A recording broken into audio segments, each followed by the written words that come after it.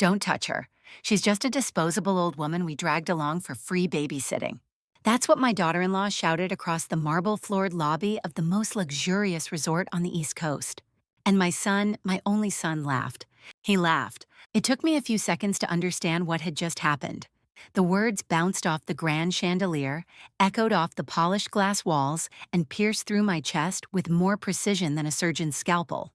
I had been standing no more than 2 steps behind them, a small wheeled suitcase in one hand, my favorite floral scarf around my neck, something my late husband had bought me on our honeymoon in Tuscany over 4 decades ago.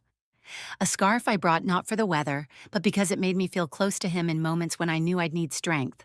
This was supposed to be a family vacation, a long overdue getaway to reconnect with my son Adam, his wife Scarlett, and my 2 grandchildren, Eva and Mason, who I hadn't seen in over a year.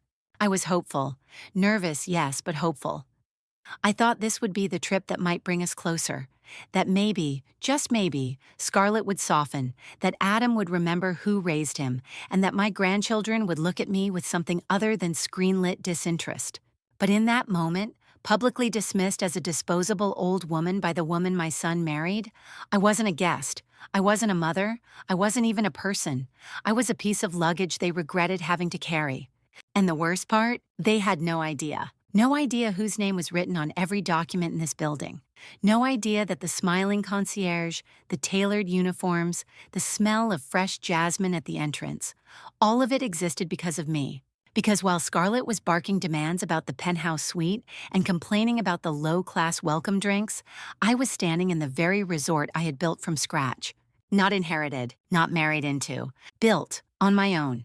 With the calloused hands of a widow, a mother, and a businesswoman who clawed her way out of debt after being left alone at 39 with a child and not a penny in the bank. But I said nothing. Not yet, not in that lobby. Not while strangers turned to look, some gasping, some smirking. I bit my tongue so hard I tasted blood, because I knew something they didn't, and I wasn't done with them yet. As I followed a few steps behind them, I kept my head low. Not out of shame, but calculation. I've lived long enough to know that timing is everything. Scarlett's voice, sharp and theatrical, was still ringing in my ears as she clacked her Louboutin heels across the lobby tiles. Do you hear me? The penthouse. I don't care what the system says. If you need to bump someone else, do it. She snapped at the front desk agent. The young man, no older than 25, looked helpless. Ma'am, I'm terribly sorry, but the penthouse is occupied. Not my problem, Scarlett interrupted. My husband promised me I'd get what I wanted. Didn't you, Adam? My son nodded dutifully. Yeah, babe, just give them a minute. I'm sure they can figure it out. That used to be the voice that called me Mommy in the middle of the night, scared of thunderstorms and asking for warm milk. That was the boy I tucked in with lullabies. The boy who cried when he accidentally stepped on a ladybug. And now he was this, cold, apathetic, detached. To Scarlett, he was more accessory than husband, someone to chauffeur her around, carry her shopping bags, and swipe the platinum card whenever necessary. Scarlett herself looked like she had stepped straight out of a fashion magazine. Tall, surgically sculpted, with hair so perfectly platinum it could blind you in the sunlight. Her beauty was intimidating, if not entirely authentic. Every movement was calculated for effect, every gesture a silent command. Behind them, their children trailed like shadows. Eva, 11, stared blankly at her phone. Mason, 9, had his earbuds in, nodding slightly to whatever was blaring through his noise-canceling headset. Neither had said a word to me since we left the car.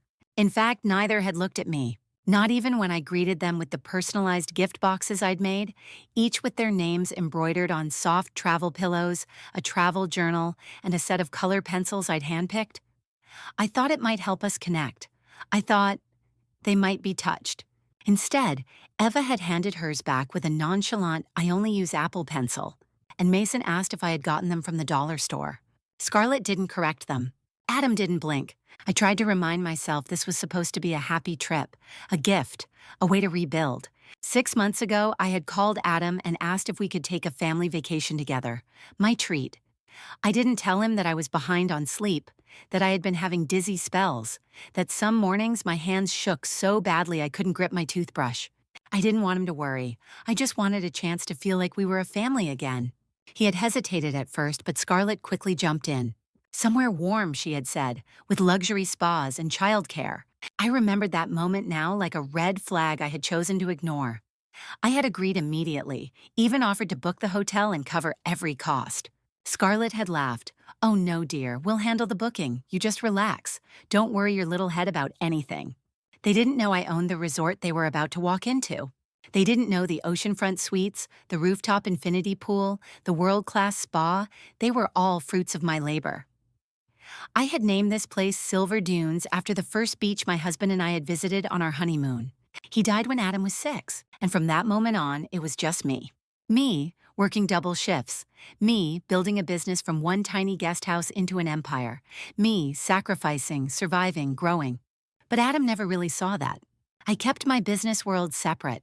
I wanted him to have a normal childhood. I never made him work in the hotel or clean rooms. I wanted him to be free of the burden of ambition, of duty. Maybe that was my mistake. Back in the lobby, the tension was rising. Scarlett had escalated into full diva mode, pulling out her phone and dialing someone on speaker. "Do I need to call corporate?" she said dramatically. "Because I will." That was when I stepped forward and gently touched the concierge's desk. The young man looked up and froze. Our eyes met. His mouth opened, but I gave a subtle shake of my head. "Let her speak," I whispered. "I want to see how far she'll go." And she did. She belittled the concierge, called the hotel a disappointment, and demanded reparations for what she called an unforgivable slight. At one point, she even looked at me, her voice venomous, and said, "Maybe if you spent less time chatting up random old ladies and more time doing your job, we wouldn't be in this mess."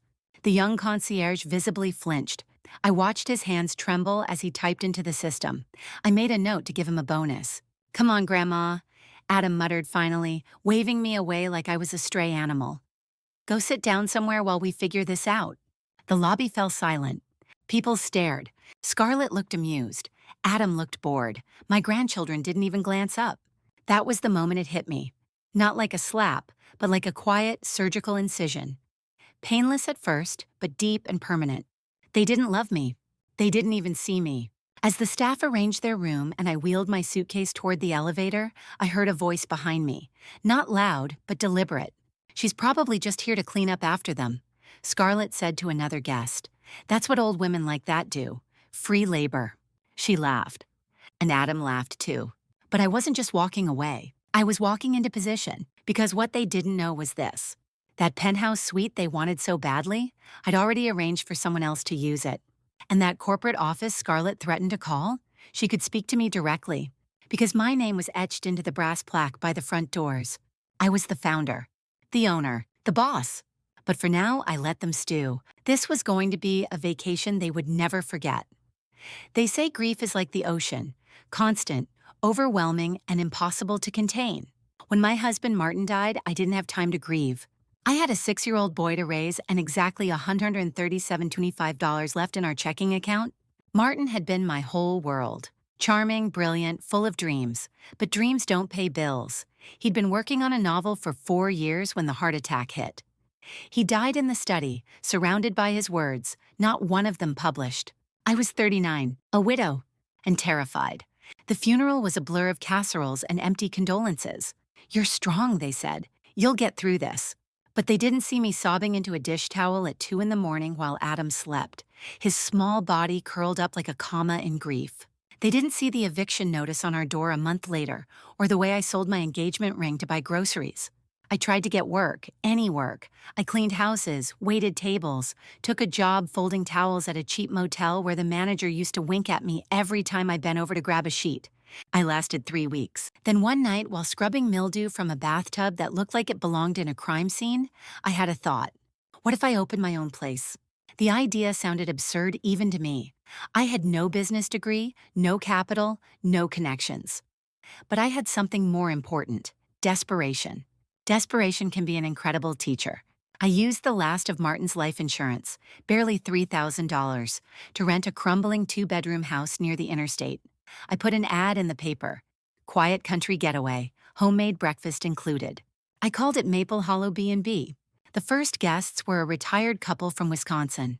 I cooked eggs, cleaned their room by hand, and left a chocolate on the pillow. When they left, they tipped me $40 and wrote a glowing review. It was the beginning of something I didn't even dare to name. Within a year, I had 3 rooms and a wait list for weekends.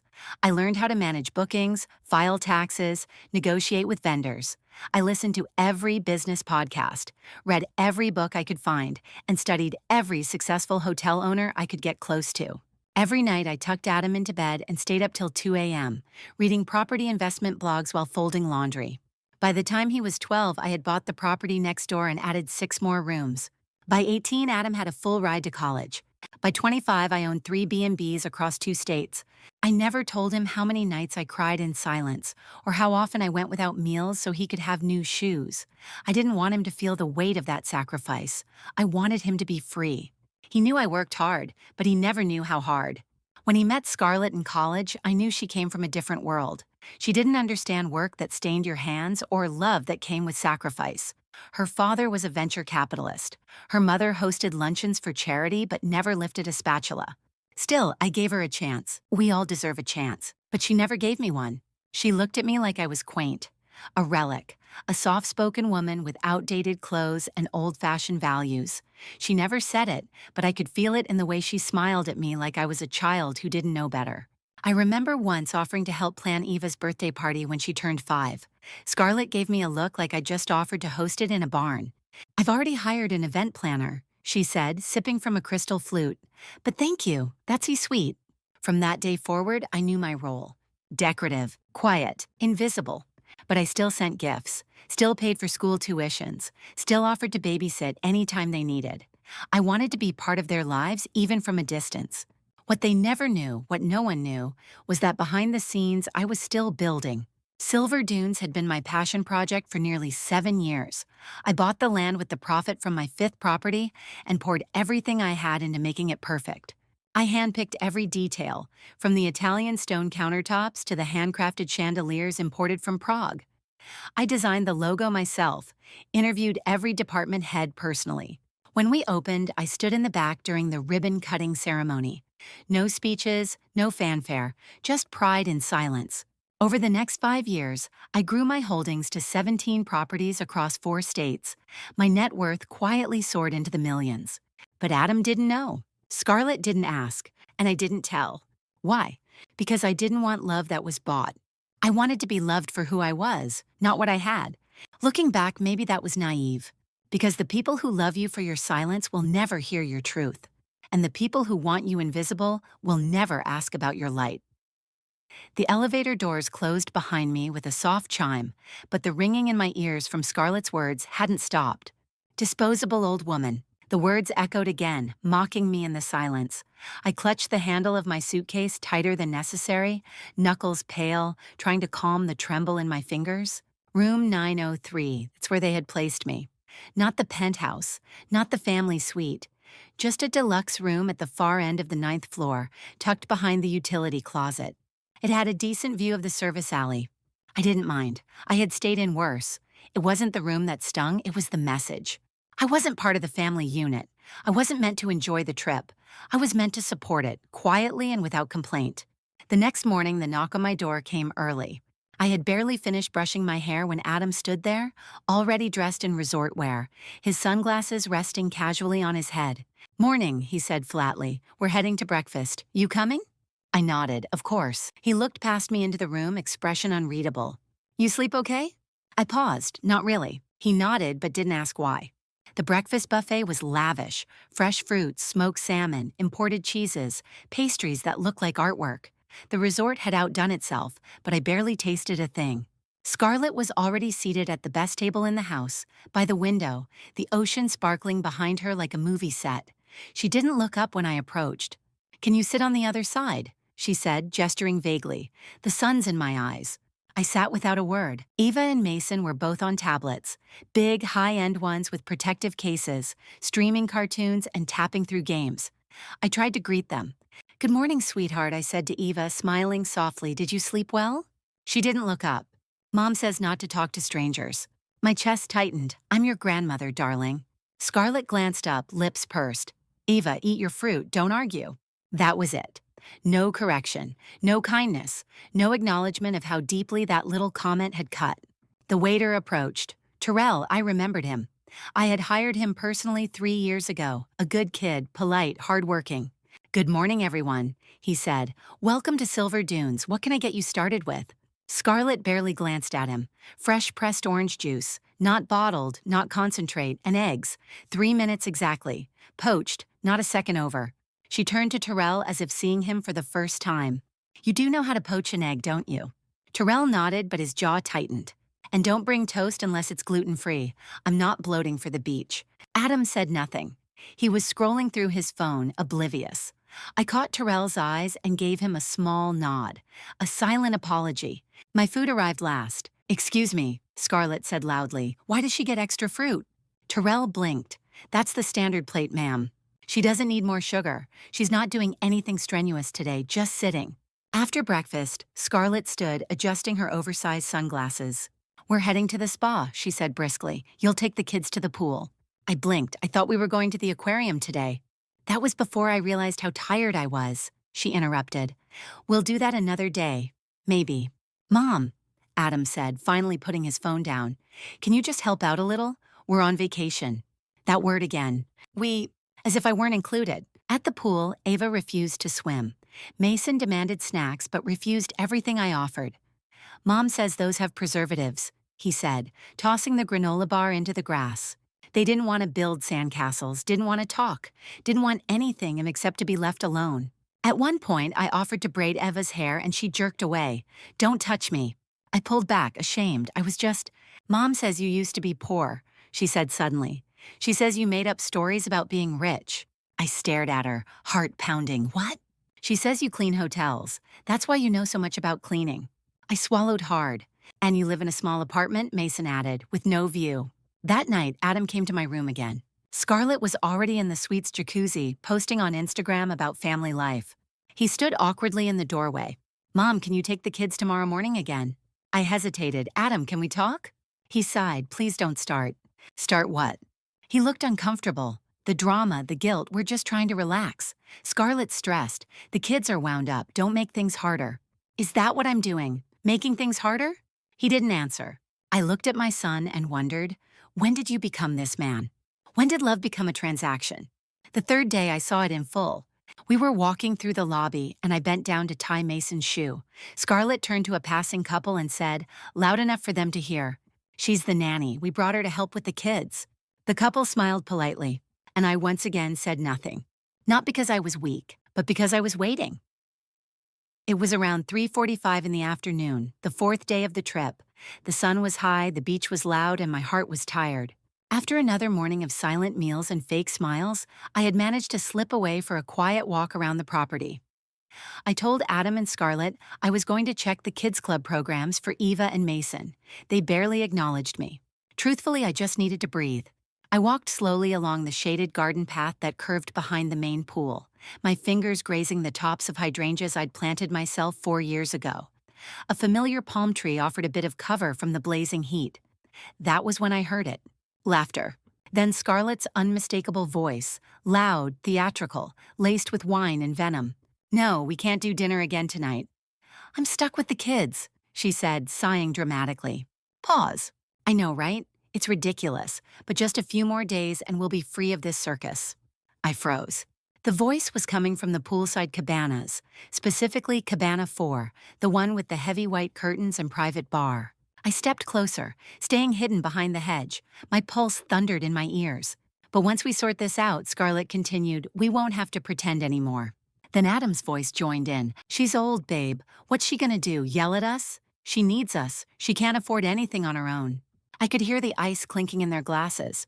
She's just grateful we let her come along, Scarlett mocked. It's honestly pathetic. A woman I didn't recognize chuckled. Is she really that bad? Scarlett responded without hesitation. She's delusional. She tells these sad little stories about being some businesswoman who built hotels or whatever. Like we're supposed to believe she's secretly rich. My hand flew to my chest. She told the kids that yesterday. Adam added with a laugh. Eva asked me if Grandma used to own this place. I nearly choked on my drink. She said that? The unknown woman gasped. Oh yeah, Adam continued. She's losing it. Early dementia, probably. She's always making things up to feel important. Another burst of laughter. I stepped back slightly, a wave of nausea crashing over me. I mean, Scarlett said, let's be honest. Once she really starts going downhill, she's going into a facility. I'm not turning my house into a hospice center for a woman who used to clean bathrooms for a living. That's awful, the stranger said, though her tone suggested she was smiling. Scarlett wasn't done. It's not awful. It's realistic. Adam's an only child, so everything's coming to us eventually. Why pretend she's anything more than a burden? I gripped the side of the tree trunk to steady myself. Adam murmured something I couldn't hear, then clearer. She still thinks we care. She gives us money, buys gifts for the kids. It's kind of hilarious. So, she's paying for this trip? There was silence. Then Scarlett laughed hard. Of course not. She thinks she is. But Adam covered everything. At least that's what we told her. Meanwhile, she stays in the cheap room, babysits the kids, and thanks us like we're saints. The laughter was cruel, sharp, endless. I give her 5 years, Scarlett said finally. 10, max. Then we're free.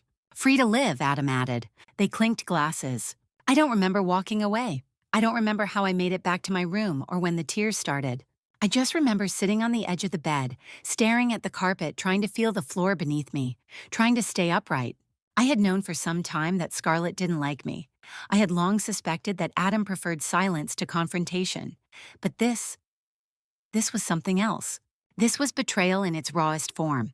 They weren't just rude. They weren't just selfish. They were waiting for me to die, planning my funeral in poolside cabanas while sipping martinis. And the worst part? They had spent years building this lie, together. Adam had told Scarlett I was poor. Scarlett had told the kids I was worthless. Together, they had rewritten my life as a cautionary tale, a story of failure and neediness, of someone who once scrubbed floors and now lived in a shoebox apartment. I was a punchline, a background character in my own family. That night, I skipped dinner. No one asked why. I sat in the dark with only the sound of the ocean breaking against the sand below my window. My thoughts were loud, louder than they had been in years. At some point, I looked around the room.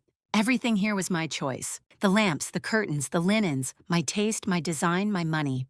And yet here I was, hiding like a thief in a palace I built. That was when I stopped crying.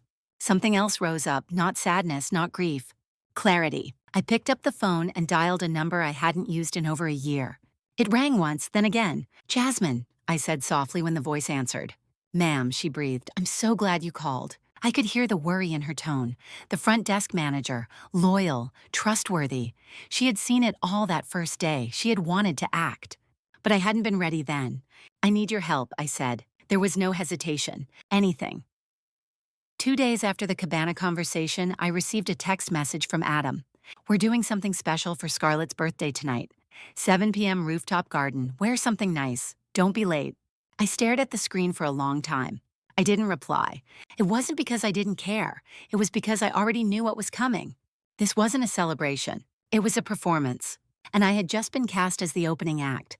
By 6:45, I was in my room staring at the reflection in the mirror.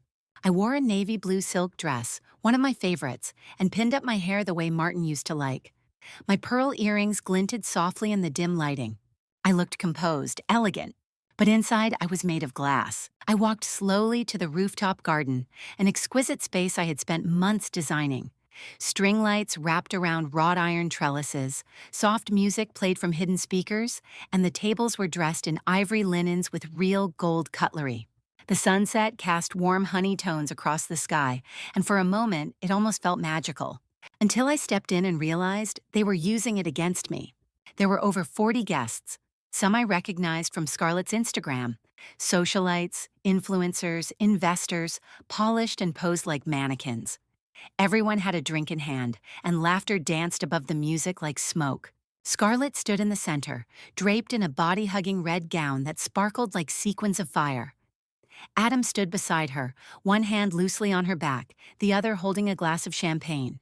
When they saw me, Adam waved lazily.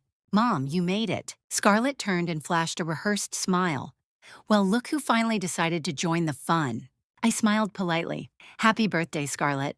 She stepped forward and air-kissed both of my cheeks like a French heiress. You look precious. The word felt like a pat on the head. A few minutes later, Adam tapped his glass with a fork. The music dimmed. Thank you all for coming tonight, he began, grinning. As you know, Scarlett is the light of my life. The crowd clapped. And tonight we're celebrating not just her birthday, but the incredible journey she's been on. Another round of applause. But first, Adam continued, turning toward me. We wanted to take a moment to acknowledge someone else, someone very special. My stomach dropped. Scarlett clapped her hands together dramatically. Yes, this next part is going to be so cute. I didn't move. Everyone, Adam said, this is my mother, Irene. Heads turned. She's lived a hard life, he said, smiling sympathetically. She was a single mother, worked multiple jobs, cleaned houses, folded towels at motels, whatever it took. A few guests gave awkward nods, someone clapped. But despite having very little, she raised me with love, and that's why Scarlett and I wanted to surprise her with this. He gestured toward the far end of the garden where a table was covered in a large white sheet. Scarlett pulled it off with a flourish, revealing a photo display board. There were childhood pictures of Adam, some I recognized, others clearly scanned from old albums, but the captions, raised by a warrior with a mop. Proof you can make something from nothing. From rags to middle class. Laughter rippled through the crowd. Scarlett leaned into the mic. She's living proof that even the poor can have dreams. My legs nearly buckled. Adam held up a framed photo of me in my 20s, wearing a uniform at the motel I once worked in. She never complains, he said proudly. She just gets it done. I felt like I was being slowly disassembled. Every sacrifice I had made, twisted into a hallmark story of pity. Every accomplishment I had earned, reduced to some poor woman's resilience tale. They were turning me into a charity case at my own resort, and no one here knew I had paid for this entire night. The rooftop, the lights, the wine, the food, every fork, every napkin, every flower petal, paid with my card, quietly, silently. Adam had used the business expense account I had given him years ago for emergencies. This was the emergency. Scarlett handed me the microphone. Say a few words, she said sweetly. Everyone's dying to hear your story. I looked at the faces around me, glossy, detached, expectant. They were waiting for a speech from a grateful old woman. They wanted me to cry, to thank them for including me. I looked down at the microphone in my hand. My knuckles were white, my mind was silent. Then I smiled. I leaned forward and said thank you. Just that, nothing else. Then I placed the mic gently on the table, turned, and walked away. I didn't look back. Downstairs, I went straight to my office behind the concierge desk, a room most guests never knew existed. I turned on the lights, pulled out a file from the bottom drawer, and placed it on the desk. Inside were receipts, transfer records, invoices, proof. I picked up the phone and called Jasmine. It's time, I said. Are you sure? She asked gently. I'm done being their little story. Upstairs, the party continued without me. They didn't notice I was gone. That's the part that hurt the most. By the time I closed the door to my office behind me, something inside had shifted. Not anger, not even grief. Something colder, sharper. Resolve. For years I had believed silence was the strongest kind of grace, that enduring without complaint meant strength, that if I just kept giving, eventually someone would see the heart behind the sacrifice. But now I was ready to stop being invisible. The first thing I did was lock the door. The second was open the secure drawer under my desk. Inside was a folder marked Contingency Protocol Level 3, a file I had created years ago, not because I expected betrayal, but because in business, you always prepare for worst-case scenarios. This wasn't a boardroom, but the betrayal? Worse than any hostile takeover. I flipped open the folder. Jasmine's handwriting greeted me on the first page. If this day comes, I'm with you. Below it were printed copies of all access logs, credit card authorizations, and internal billing statements. I highlighted every charge Adam had made in the past 6 months using the corporate expense account. Personal dining, Scarlett's spa visits, clothing boutiques, even a few designer items ordered online and shipped to her home office. I printed everything. Next, I opened the digital system and pulled up the room reservation records. Their complimentary suite had actually been booked under a corporate promotional package that I had designed 3 years ago, but it had been disabled last quarter. Somehow, Adam had reactivated it without approval. He knew what he was doing, and now so did I. Jasmine arrived 10 minutes later, heels clicking, clipboard in hand. Her face was pale, but her voice was steady. How far are we taking this? I didn't hesitate, all the way. Full identity release? I nodded. She took a deep breath. Then I'll start with guest communication protocol. Want to make it public? Not yet. Not tonight. I want them to sleep well. One last night. She understood immediately. We'll need security, just in case. They won't make a scene, I said. They'll be too stunned to speak. That evening, I walked through the resort like a ghost with keys to the kingdom. I watched Scarlett lounge poolside with new spa friends, laughing too loudly at jokes she didn't understand. I watched Adam order wine he couldn't pronounce. They were radiant, carefree, and completely oblivious. The staff, however, had started to notice the shift. Jasmine had briefed the department heads, quietly, professionally. No one spoke openly, but I felt it. Respect returned to my space like an old friend. That night, I stayed up until after midnight, reviewing everything for the final time. I drafted a formal letter to Adam, terminating his access to all financial support, corporate accounts, and trust funds, effective immediately. I even included a clause revoking his children's private school tuition coverage. Not out of spite, but because I would no longer fund the upbringing of children being taught to disrespect others. Then I typed a second letter, to my lawyer, requesting an immediate update to my estate, removing Adam and Scarlett as beneficiaries and replacing them with two entities, my charitable foundation and a scholarship fund under Martin's name. When I was done, I felt lighter than I had in years. The next morning, I walked past Adam and Scarlett at breakfast. They didn't notice. They were too busy reviewing a wine tasting schedule and arguing over which designer bag Scarlett should buy next. They still thought this was their vacation. At noon, I confirmed arrangements with Jasmine. Meeting room secured. Security stationed discreetly. Copies printed and bound. Staff briefed and on standby. At 3 p.m., I booked a special family meeting at the main conference room on the third floor. I texted Adam. Family check-in. Meet me in room 3C at 5 p.m. Bring Scarlett. Non-negotiable. He replied with a thumbs-up emoji. No words, no suspicion. Perfect. At 4:45, I stood in the empty conference room, hands folded, folder on the table. By 5:01, they arrived, sun-kissed, dressed like magazine models, smiling like children who had gotten away with something. What's this about, Mom? Adam asked lazily. Just a quick talk, I said calmly. Scarlett flopped into a chair. We have dinner at 7, so let's keep it brief. I looked at them, really looked at them. And for the first time in a long time, I didn't feel sad. I felt ready. Scarlett was already halfway through her second complaint. And frankly, if this is about changing the dinner reservations again, I'll scream. I've had to rearrange the spa schedule 3 times already this week. Scarlett, I said quietly, sit down. She froze mid-sentence, caught off guard by my tone. Adam raised an eyebrow. Okay, what's going on? You're acting weird. I didn't answer. Not yet. Instead, I opened the folder in front of me and turned it to face them, a neat stack of printed papers. Adam leaned forward. He scanned the first page, then the second. Slowly, his smile began to falter. What is this?" he asked. "Your financial statements," I replied, voice calm. "Every transaction you've made using the corporate card in the last 6 months." Scarlett laughed, confused.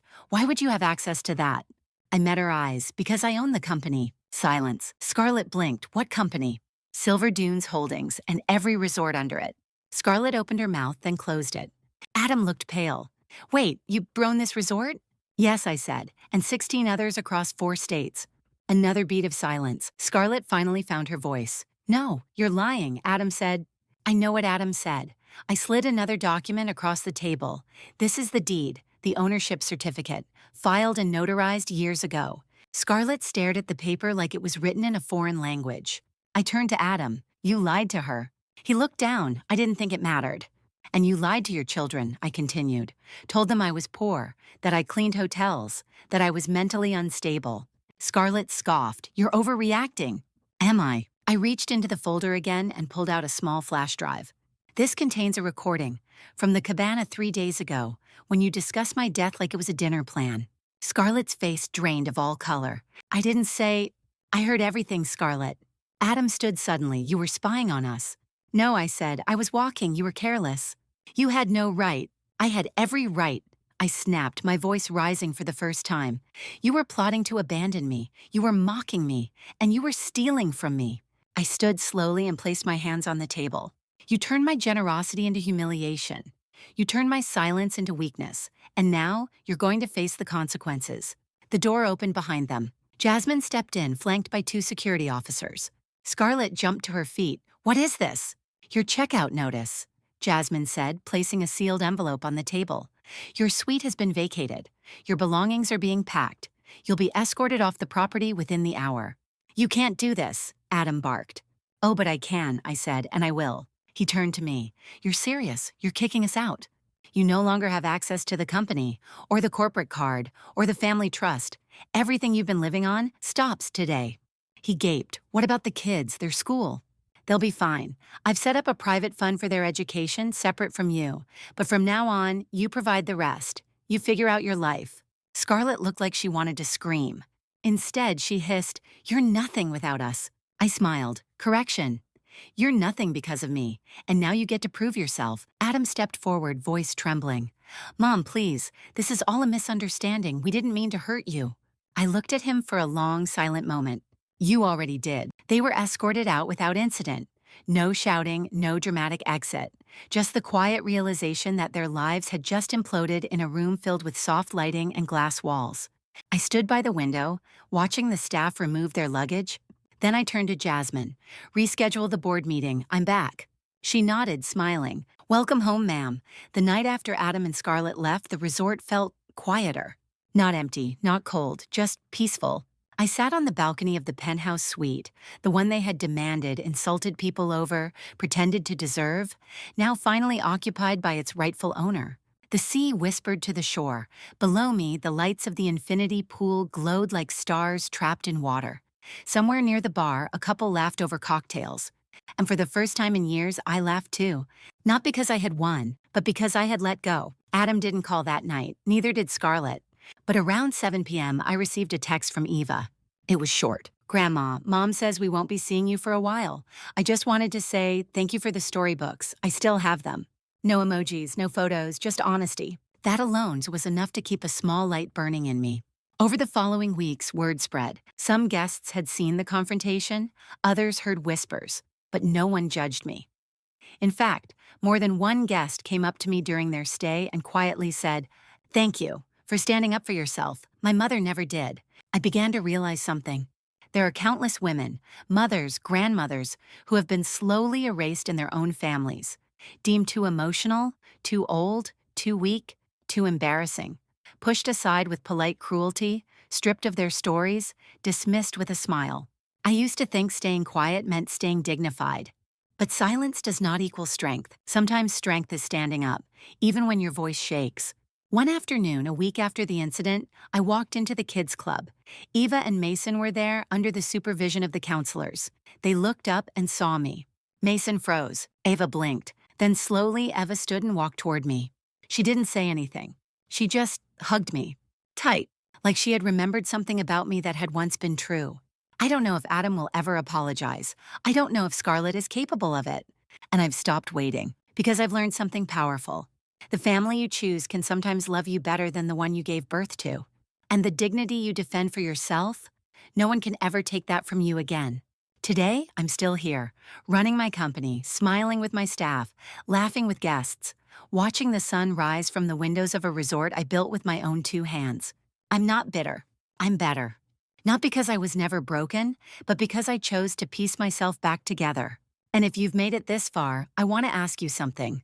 If you were in my place, would you have stayed silent to keep the peace? Or would you have stood up to reclaim your voice, even if it meant standing alone? Because every time a woman finds her voice, she lights the way for another. And if you're someone who has felt invisible, unwanted, or underestimated, I want you to remember this. You are not weak. You are not worthless. You are not finished. My personal belief? Kindness is a gift, but self-respect is a right. And sometimes the strongest thing a woman can do is remind the world who she really is. If this story touched you, share it. Comment below. Let me know where you're watching from. Because every story shared is a hand reached out in the dark. And someone out there is waiting for yours. God always blesses, and sometimes He does it through the fire.